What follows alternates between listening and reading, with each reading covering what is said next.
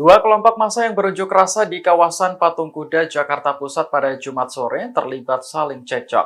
Massa pendukung Anies Muhaimin terus berorasi menuntut MK berlaku adil dalam menyelesaikan sengketa Pilpres. Sementara massa tandingan yang berasal dari pendukung Prabowo Gibran juga membawa mobil komando untuk membalas. Dilansir wartakotalive.com, massa pendukung Anies lebih dulu datang di kawasan Patung Kuda pada Jumat sore. Mereka menggelar demonstrasi menolak kecurangan pemilu 2024. Ada sejumlah tokoh yang hadir seperti mantan Ketua Umum PP Muhammadiyah Din Syamsuddin. Kemudian sekitar pukul 15.05 waktu Indonesia Barat, massa dari kelompok yang berbeda datang dari Jalan Medan Merdeka Selatan. Massa yang didominasi anak muda ini diduga merupakan pendukung Prabowo Gibran. Mereka membawa spanduk bertuliskan tolak intervensi berkedok sahabat keadilan dan juga mobil komando. Namun kedatangan massa tersebut mengundang emosi dari para pendukung Anies yang lebih dulu berunjuk rasa.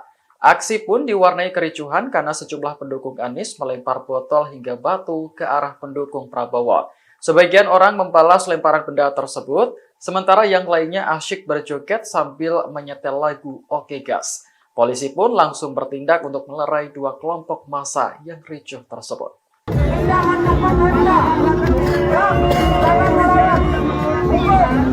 melawan aparat.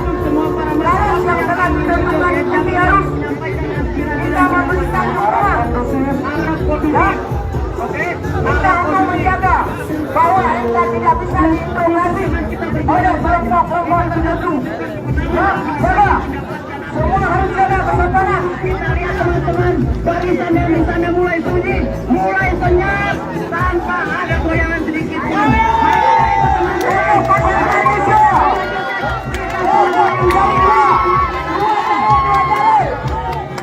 Angkat tangan kita kawan-kawan. Angkat tangan kita berikan teman-teman. Yang ditunggangi oleh oknum-oknum demi kepentingan pribadi.